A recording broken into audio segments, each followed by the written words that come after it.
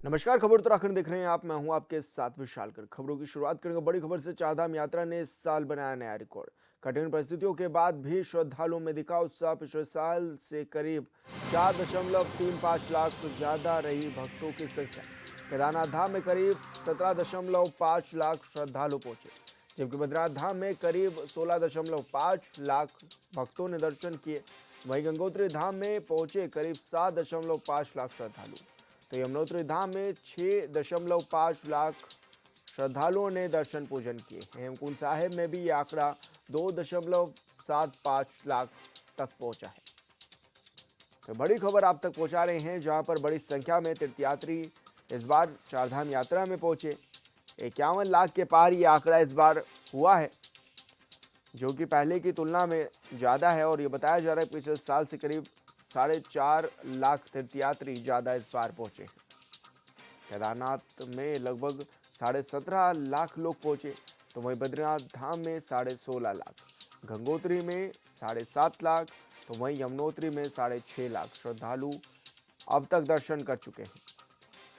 हालांकि राज्य सरकार अब शीतकालीन यात्रा पर भी जोर दे रही है और चारधाम यात्रा ने इस बार एक नया रिकॉर्ड भी बना दिया है। हालांकि कई बार यात्रा स्थगित भी हुई, बावजूद इसके भी बड़ी संख्या में तीर्थयात्री पहुंचे। तो कठिन परिस्थितियों के बावजूद भी श्रद्धालुओं में उत्साह नजर आया। बड़ी संख्या में तीर्थयात्री पहुंचे थे और चारधाम यात्रा ग्रीष्मकालीन का समापन हुआ। और संवाददाता योगेश आर्य हमारे साथ लाइव जुड़ गए हैं। योगेश, इस बार काफी उत्साह जो है चारधाम यात्रा में नजर आया। हालांकि यात्रा का समापन ग्रीष्मकालीन हो गया है और शीतकालीन यात्रा के लिए अब तैयारियां किस तरह से जारी भी हैं? हाँ, देखिए विशाल, बिल्कुल जिस तरह से चारधाम यात्रा संचालित हो रही थी और ग्रीष्मकालीन यात्रा की अगर हम बात करें तो संचालन से समापन तक की अगर हम बात करें तो इस बार का आंकड़ा जो है वो बेहद अच्छा रहा है, क्योंकि पिछले आंकड़े को इस बार जो है टूट गया है। और अगर देखा जाए तो 51 लाख से अधिक जो है श्रद्धालुओं ने चारधाम में यात्रा कर दर्शन किए हैं। अब वही अगर हम देखें तो कितनी कठिन परिस्थितियाँ थी, क्योंकि उस दौरान जो है बरसात के समय में, मानसून सीजन में किस तरह पहाड़ दरक रहे थे। कई बार जो है यात्रा प्रभावित हुई, कई बार यात्रा को रोकना पड़ा, उसके बाद उसका फिर से संचालन करना पड़ा। कई बार जो है कई हादसे हेली के भी देखने को मिले, लेकिन उसके बावजूद भी अगर उत्साह की बात करें तो श्रद्धालुओं में उत्साह कम नहीं हुआ। उसके बावजूद ये आंकड़े जो है बताते हैं कि किस तरह से श्रद्धालुओं ने बढ़ चढ़कर चार धाम की यात्रा को किया है। और अगर ऐसे में देखा जाए तो केदारनाथ में सबसे अधिक श्रद्धालुओं ने दर्शन किए। 17.5 लाख जो है श्रद्धालु जो है केदारनाथ पहुँचे। करीब जो है अगर बद्रीनाथ की बात करें तो 16.5 लाख के करीब पहुँचे। और वहीं यमुनोत्री और गंगोत्री की बात करें तो 7.5 और 6.5 का आंकड़ा वहाँ भी जो है रहा है। तो निश्चित तौर पर देखा जाए तो हेमकुंड साहिब में भी जो है करीब 2.25 लाख के करीब जो है श्रद्धालुओं ने जो है वहाँ पर दर्शन किए, पूजा अर्चना की। तो ये आंकड़े बताते हैं कि किस तरह से जो है उत्साह इस बार भी देखने को मिला, कि कठिन परिस्थितियाँ थी, कठिन दौर था, लेकिन ग्रीष्मकालीन की इस यात्रा में जो है श्रद्धालुओं ने जो है बढ़ चढ़ कर हिस्सा लिया। अब शीतकालीन यात्रा आरंभ हो चुकी है और ऐसे में देखा जाए तो अब शीतकालीन के लिए भी जिस तरह सरकार ने तैयारियां की हैं, उस उम्मीद से कि इसमें भी जो है बड़ी संख्या में जो श्रद्धालु हैं वो वहां पर पहुंचकर दर्शन करते नजर आएंगे। तो निश्चित तौर पर जो है श्रद्धालुओं के लिए जो है शीतकालीन यात्रा के लिए भी तमाम जो तैयारियां हैं वो प्रशासनिक तौर पर जो है कर दी गई हैं। और अब देखना होगा कि इस बार जो है पिछले आंकड़ों को किस तरह से तोड़ते हैं, क्योंकि ग्रीष्मकालीन में जो है 4.5 लाख से करीब आंकड़ा टूटा है। तो निश्चित तौर पर अधिक आंकड़ा पिछली बार से अधिक रहा है। तो निश्चित तौर पर ये खुशी की बात है, लेकिन शीतकालीन में किस तरह का आंकड़ा रहता है ये भी देखने वाली बात होगी। जी योगेश, क्योंकि अव्यवस्थाएं भी कुछ देखने को इस बार मिली थी, अब उसको लेकर क्या कुछ इंतजाम किए जा रहे हैं और अधिकारी इस बार कितने अलर्ट नजर आएंगे जब यात्रा दोबारा से शुरू होगी? हालांकि अभी शीतकालीन यात्रा पर जोर दिया जा रहा है, लेकिन बावजूद इसके क्योंकि एक पहलू ये भी निकल करके सामने आया कि जो वहाँ पर व्यापारी हैं उनकी आमदनी बहुत ज़्यादा नहीं बढ़ी है, वो इस तरह की बात भी कहते हुए नजर आ रहे हैं। तो उस पर किस तरह से जोर दिया जा रहा है? हाँ, देखिए बिल्कुल जिस तरह से आमदनी को लेकर के इस बार जो है काफ़ी सवाल उठ रहे हैं। और इसके साथ-साथ अगर देखा जाए तो शीतकालीन यात्रा के साथ-साथ जो है ग्रीष्मकालीन यात्रा की अगली जो कड़ी होगी उसको शुभारंभ से पहले जो 6 माह का वक़्त रहेगा, इस दौरान जो है काफ़ी तैयारियाँ होनी हैं। और ये तैयारियों को अभी से ही स्टार्ट किया जाएगा। अभी से ही जो है तैयारियों को जो है देखा जाएगा कि किस तरह से आने वाले ग्रीष्मकालीन जो यात्रा होगी उसको किस तरह से करना है, क्योंकि इसके लिए साफ संकेत जो है मुख्यमंत्री पुष्कर सिंह धामी ने कहा था कि जैसे ही ये यात्रा का समापन होगा होगा, उसके बाद तत्काल जो है अगले वर्ष की यात्रा के लिए जो है तमाम तैयारी को किया जाएगा। लेकिन जहाँ तक जो है व्यापारियों की बात है, तो व्यापारी जिस तरह से कहते नज़र आ रहे थे कि हमारे अच्छा व्यापार नहीं हो पाया, तो उसके लिए भी जो है अधिकारियों को स्पष्ट तौर पर निर्देश दिए हैं कि इस पर जो है चिंतन मंथन किए कि व्यापार कैसे बढ़े। क्योंकि श्रद्धालुओं को आना और वहाँ पर जो है उम्मीद लगाकर जो व्यापारी अपना काम जोड़ते हैं, तो निश्चित तौर पर उनको मुनाफा हो, वहाँ पर उनका काम अच्छे तरीके से चले, ये कहीं न कहीं जो है सरकार की प्राथमिकता रहती है। लेकिन इस बार जिस तरह से सवाल उठे, तो निश्चित तौर पर उस पर चिंतन मंथन की आवश्यकता है कि अगले जो ग्रीष्मकालीन यात्रा हो, उस दौरान जो है उनकी जो व्यापारियों की समस्या है वो सामने दोबारा ऐसे निकल कर ना आए, उनको व्यापार में वृद्धि हो। खास तौर पर देखा जाता है कि श्रद्धालु जो है वो जल्दबाजी में दर्शन करते हैं। जो पहले समय रहता था कि 2 से 3 दिन रुकेंगे, तो शायद उस दौरान जो है इस तरह के व्यापारी खुश रहते थे, क्योंकि उनका जो है काफ़ी वहाँ पर जो व्यापार है वो चलता था। लेकिन अब जिस तरह से समय की अवधि कम होने लगी है कि लोग जल्दी जाते हैं, जल्दी आने का प्रयास करते हैं, उस वजह से जो है व्यापारियों को उतना लाभ नहीं हो पाता। लेकिन उसके लिए भी सरकार के जो तंत्र है उनको जो है चिंतन मंथन की आवश्यकता है कि किस तरह से व्यापारी जो वहाँ पर मोटा बजट लगाकर व्यापार करते हैं, तो उनको किस तरह से मुनाफा हो सके। जी विशाल। जी बिल्कुल योगेश, बहुत शुक्रिया आपका तमाम जानकारी साझा करने के लिए। एबीवीपी के 71वें राष्ट्रीय अधिवेशन को लेकर जोरों शोरों से तैयारियां जारी हैं। वहीं मंगलवार को मुख्यमंत्री पुष्कर सिंह धामी ने कार्यक्रम स्थल परेड ग्राउंड का स्थलीय निरीक्षण कर तैयारियों का भी जायजा लिया है। इस दौरान उन्होंने तैयारियों में जुटे युवाओं के उत्साह और मेहनत की भी सराहना की। उन्होंने कहा कि विद्यार्थी परिषद का अनुशासन और संगठन क्षमता काबिले तारीफ है। अधिवेशन को सफल बनाने में युवाओं की अहम भूमिका भी रही है।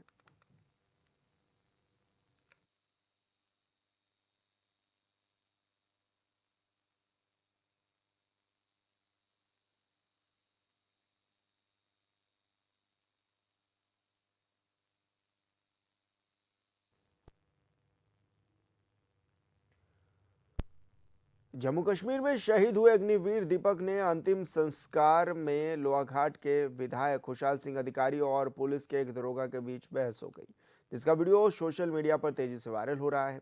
वायरल वीडियो में विधायक खुशहाल सिंह अधिकारी दरोगा को अपना नौकर बताते दिख रहे हैं। इस दौरान उनका ब्लॉक प्रमुख बेटा भी अपनी हनक दिखाता हुआ नजर आया। मामले में लोगों का कहना है कि कांग्रेस विधायक खुशहाल सिंह अधिकारी ने शहीद सैनिक दीपक सिंह बोरा के अंतिम संस्कार के समय पुलिस कर्मी से अभद्रता कर गमहीन माहौल में शहादत को फीका करने की कोशिश की। सत्ता के हनक में विधायक मौके की नजाकत को ही भूल गए और असभ्य गालियां देने लगे। तू हमारी नौकरी कर रहा है। गुस्सा आता है मैं। सर आइए, सर आइए। तू ऐसा वैसा मत कर। तेरा कार्य भी कर देंगे। तेरा कार्य भी हो जाएगा, ये सारी बात भी होगा। क्या सोच रहे हैं? तो अग्निवीर के अंतिम संस्कार में ये बहस हुई विधायक और दरोगा के बीच में। हालांकि क्योंकि ये भी कहा गया कि विधायक ने अभद्रता की, गाली गलौज की, इस तरह के आरोप भी लगाए गए। सर हो गया, रहने दो। हरिद्वार में इन दिनों पूर्व विधायक सुरेश राठौर और एक्टर उर्मिला सनावर को लेकर सोशल मीडिया में चर्चाएं तेज हैं। इस बीच उर्मिला सनावर हरिद्वार प्रेस क्लब पहुंची, लेकिन शादी का कोई ठोस दस्तावेज सामने नहीं रख पाई। जब HNN 24/7 के संवाददाता देवम मेहता ने उनसे इस कथित विवाह पर सवाल किए, तो उर्मिला लगातार गोलमोल जवाब देती नजर आई। ना कोई प्रमाण, ना कोई रजिस्ट्रेशन और ना ही कोई वैध दस्तावेज, सिर्फ सोशल मीडिया की तस्वीरों पर आधारित दावा रहा।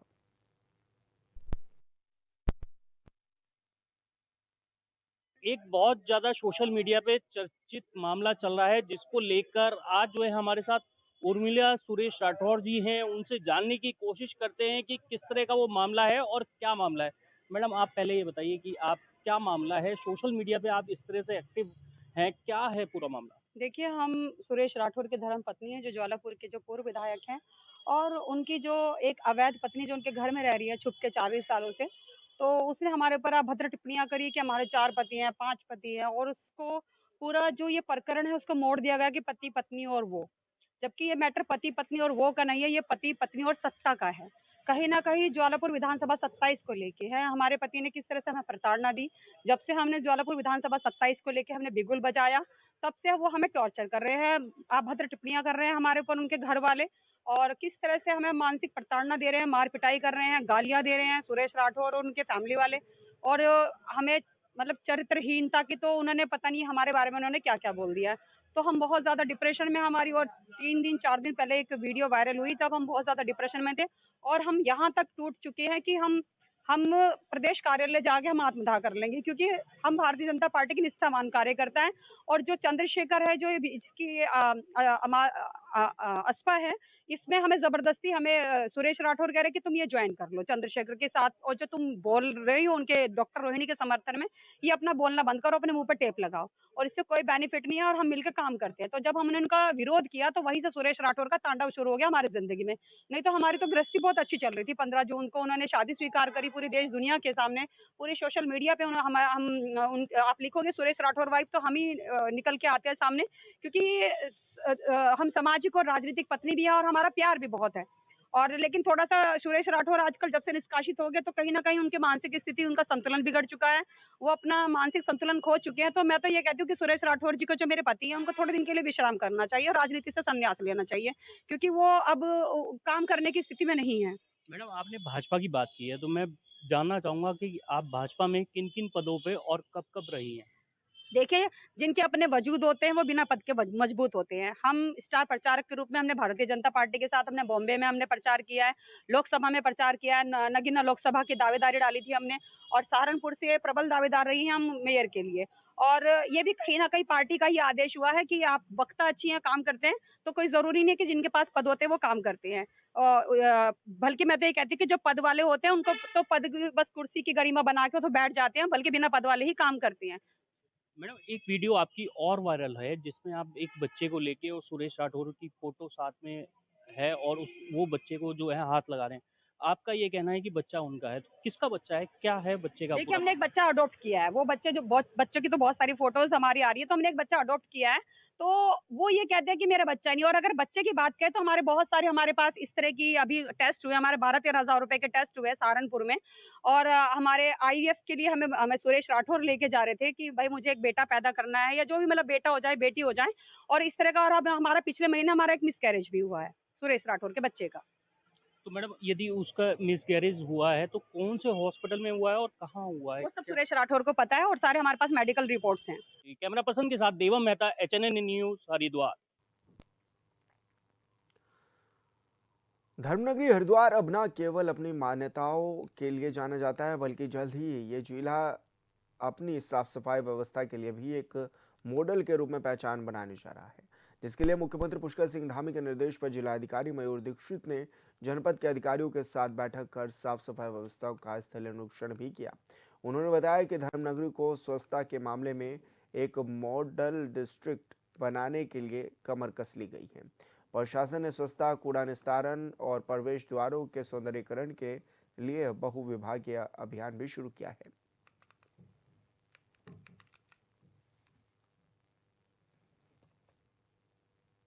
देखिए, माननीय मुख्यमंत्री जी का ये निर्देश है और उनकी अपेक्षा है कि जनपद हरिद्वार को स्वच्छता, सफाई व्यवस्था में एक मॉडल डिस्ट्रिक्ट बनाया जाए और उसी क्रम में उनके द्वारा लगातार रिव्यू भी किया जा रहा है। सभी डिपार्टमेंट्स को इसमें इन्वॉल्व करने के भी निर्देश हैं, जिसके क्रम में पिछले हफ्ते हमने एक वृहद बैठक भी करी थी, जिसमें सभी डिपार्टमेंट्स को जोड़ा था और तब से लेके लगातार आज छठा दिन है।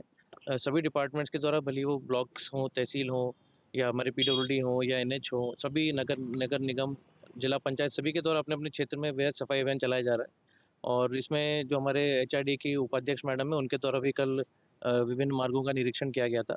आज हमने प्लान बनाया है कि जो फर्स्ट प्रायोरिटी में हमारे जितने एंट्री पॉइंट्स हैं हमारे डिस्ट्रिक्ट के, वहाँ पर जैसे नारसन में एक गेट बना है, उसके आसपास सौंदर्यीकरण किया जा रहा है। इसी के तहत छुटमलपुर और चिड़ियापुर में भी जो हमारी एंट्री पॉइंट्स हैं, वहाँ पर भी ब्यूटिफिकेशन का काम शीघ्र ही शुरू किया जाएगा। जो हमारे मुख्य चौराहे हैं, बड़ी लुड़की के हों, हरिद्वार के हों या अन्य हमारे जो मेन टाउन्स हैं, वहाँ पर भी ब्यूटिफिकेशन का काम किया जाएगा और हाईवे के अलोंग जो सफाई व्यवस्था है, वो बेटर और की जाएगी। आंतरिक मार्ग जो गाँव के हैं या फिर जहाँ बड़े-बड़े शहर डेवलप हो गए, वहाँ पर भी सफाई व्यवस्था बेहतर की जाएगी, जहाँ जो नगर निगम क्षेत्र से बाहर है और नगर निगम क्षेत्र के अंतर्गत जगह-जगह जहाँ पर कूड़े की शिकायत आती है या फिर जैसे सिडकुल का एरिया हो गया, बहादुराबाद का एरिया हो गया, जो बाहर पड़ रहे हैं थोड़े बहुत, वहाँ पर भी सफाई व्यवस्था। अल्मोड़ा नगर मुख्यालय से लगे दिनापानी क्षेत्र में सड़क निर्माण के दौरान हादसा हो गया, जहां अचानक मलबा गिर जाने से 3 मजदूर मलबे में दब गए। हादसे में एक मजदूर की मौके पर ही मौत हो गई, जबकि 2 मजदूर गंभीर रूप से घायल हैं। जिन्हें बेस अस्पताल में भर्ती कराया गया है, जहां पर उनका इलाज भी जारी है।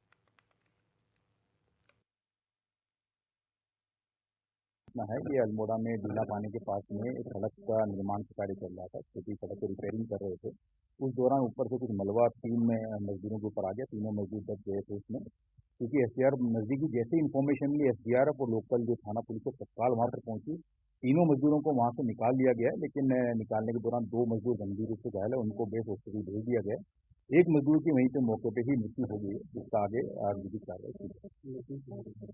लेकिन इसका भी पता कराया जा रहा है, संभवतः बताया जा रहा है सोमेश्वर क्षेत्र के लिए जाना है। अल्मोड़ा में सल्ट के डबरा गांव में 20 नवंबर को मिली 161 जिलेटिन की छड़ मिलने के मामले का पुलिस ने खुलासा किया है। पुलिस के मुताबिक जिलेटिन की छड़ सड़क निर्माण के दौरान मजदूर लाए थे। ये मजदूर गांव में ही कमरा किराए पर लेकर रहते थे। काम पूरा होने के बाद कमरे में ताला लगाकर ये मजदूर चले गए थे। मकान मालिक के बार बार फोन करने पर जब वो नहीं आए तो मकान मालिक ने कमरे का ताला तोड़कर कमरे का कूड़ा बाहर फेंकवा दिया। मकान मालिक को जिलेटिन की छड़ों के बारे में पता नहीं था। बाद में ये छड़ें बच्चों के हाथ लग गई और ऐसे में ये बताया गया जो आरोपी पकड़ा गया है वो चंपावत का रहने वाला है। सड़क निर्माण के दौरान वो जिलेटिन की ये छड़ें लेकर आया था।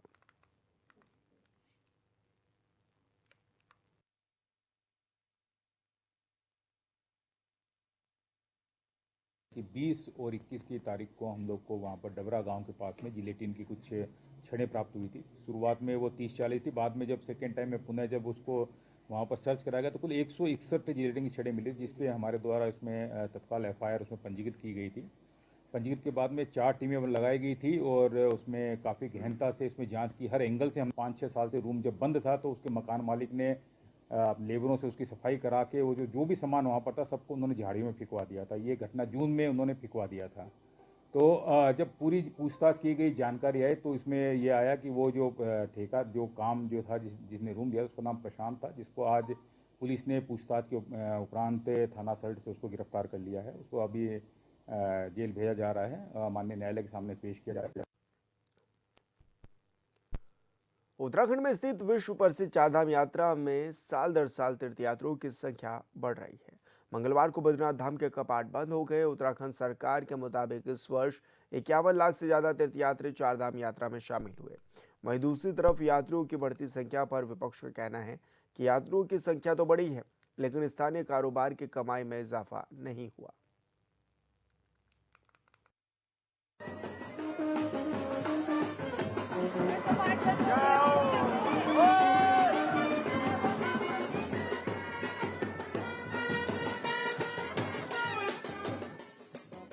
उत्तराखंड में चारों धाम यानी गंगोत्री, यमुनोत्री, केदारनाथ के बाद अब बद्रीनाथ धाम के कपाट शीतकाल के लिए बंद हो गए हैं।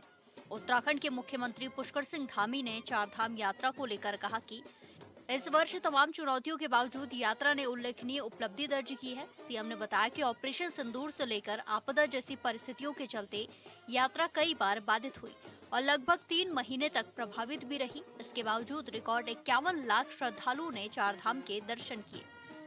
देखिए, इस वर्ष बहुत चुनौतियां रही। एक तरफ जहां ऑपरेशन सिंदूर चला, आपदा काफी लंबे समय तक रही राज्य के अंदर, यात्रा लगभग 3 महीने बाधित भी रही। उसके बावजूद भी 51 लाख का आंकड़ा यात्रा ने पूरा किया है और सभी यात्री यात्रा का एक अच्छा अनुभव लेकर गए हैं। मैं सभी यात्रा का संयोजन करने वाले हमारे तीर्थ पुरोहित हैं, हमारे पंडा समाज के लोग हैं, धार्मिक सभाओं के लोग हैं, हमारे जनप्रतिनिधिगण हैं, सामाजिक संगठन हैं, हमारे प्रशासन के लोग हैं, घोड़े खच्चर वाले हैं। मैं सभी का बहुत आभार व्यक्त करता हूं कि श्रद्धालुओं की यात्रा को उन्होंने सुगम भी बनाया और सुरक्षित भी बनाया। मुख्यमंत्री ने यात्रा संचालन में जुटे सभी तीर्थ पुरोहितों, पंडा समाज, धार्मिक संगठनों, जनप्रतिनिधियों, सामाजिक संस्थाओं, प्रशासनिक अमले और घोड़ा खच्चर संचालकों का आभार व्यक्त किया। उन्होंने कहा कि सभी के सहयोग से श्रद्धालुओं को सुगम और सुरक्षित यात्रा अनुभव मिला। सीएम धामी ने बताया कि अब सरकार शीतकालीन यात्रा की तैयारियों में जुट गई है और इसे व्यवस्थित तरीके से संचालित किया जाएगा। साथ ही भविष्य में चारधाम यात्रा को और अधिक सुव्यवस्थित व बेहतर बनाने के लिए अब से ही प्रयास शुरू कर दिए गए हैं। अब हम अपनी शीतकालीन यात्रा की तैयारी शुरू कर रहे हैं। जल्दी ही शीतकालीन यात्रा को भी ठीक प्रकार से संचालित करेंगे और आने वाले वर्षों में चारधाम यात्रा और सुव्यवस्थित हो, उसके लिए अभी से प्रयास करेंगे। इस वर्ष यमुनोत्री में 6,44,637 से अधिक तीर्थ यात्री पहुंचे तो गंगोत्री धाम में 7,58,249 श्रद्धालुओं ने दर्शन किए। वहीं पिछले साल यानी कि 2024 में केदारनाथ धाम में 16,52,076 पहुंचे थे। इस बार 17,68,795 यात्री पहुंचे, यानी इस वर्ष 1,16,719 श्रद्धालुओं की बढ़ोतरी हुई है। वहीं बद्रीनाथ धाम में पिछले साल 14,35,341 तो इस बार 16,0981 यात्री पहुंचे। यहाँ 1,97,640 से ज्यादा तीर्थ यात्रियों की बढ़ोतरी हुई है। इसके साथ ही हेमकुंड साहिब में इस बार 2,74,441 तीर्थ यात्रियों ने मत्था टेका। चारधाम यात्रा में श्रद्धालुओं की संख्या को लेकर के सरकार भले ही बड़े बड़े दावे कर रही हो, श्रद्धालुओं की संख्या भी दिन प्रतिदिन बढ़ रही है, इसमें कोई दो राय नहीं है। क्योंकि देश की दुनिया की जनसंख्या जिस तरीके से बढ़ रही है, श्रद्धालुओं का बड़ी संख्या में आना अपने आप में एक स्वाभाविक बात है। लेकिन श्रद्धालुओं को जो अव्यवस्थाओं का सामना चारधाम यात्रा के दौरान करना पड़ रहा है, उस पर सरकार का बिल्कुल भी ध्यान नहीं। सरकार कह रही कि व्यवस्थाएं चाक चौबंद रही, लेकिन स्वास्थ्य सेवाओं को लेकर के श्रद्धालुओं को जो परेशानी उठानी पड़ी, वो स्वास्थ्य सेवाएं कब सुधरेंगी, ये बड़ा सवाल है। श्रद्धालुओं के रहने खाने की बात हो, यातायात की बात हो, चारधाम में दर्शनों की बात हो, हर जगह अव्यवस्थाओं का अंबार है। अगर समय रहते सरकार चारधाम यात्रा के सभी स्टेक होल्डरों के साथ वार्ता कर ले, उनसे व्यवस्थाएं सुधारने पर विचार विमर्श कर ले और जो सरकारी विभाग हो उनको कस ले, तो इसमें सरकार का क्या बिगड़ेगा। चारधाम यात्रा में संख्या से ज़्यादा सरकार को सुविधा पर और व्यवस्थाएं सुधारने पर ध्यान देना चाहिए। अभी तो सरकार का ध्यान व्यवस्थाएं सुधारने पर है नहीं। अगर भविष्य में अव्यवस्थाओं से सबक लेकर के सरकार चारधाम यात्रा की व्यवस्थाएं सुधारती है तो निश्चित तौर पर देखने में आएगा। लेकिन अभी तो सरकार की व्यवस्थाओं से श्रद्धालु खुश नजर नहीं आ रहे। शक नहीं है कि उत्तराखंड के धामों में आने वाले श्रद्धालुओं की संख्या तेजी से बढ़ी है, लेकिन विपक्ष का आरोप है कि कारोबारियों की आमदनी वैसे ही है जैसे पहले थी, क्योंकि ज्यादातर श्रद्धालु धामों में रुकते ही नहीं है। पहले जो भी तीर्थ यात्री धाम पहुंचते थे वो 5 दिनों से ज्यादा वक्त धामों में गुजारते थे। Bureau report HNN 24/7।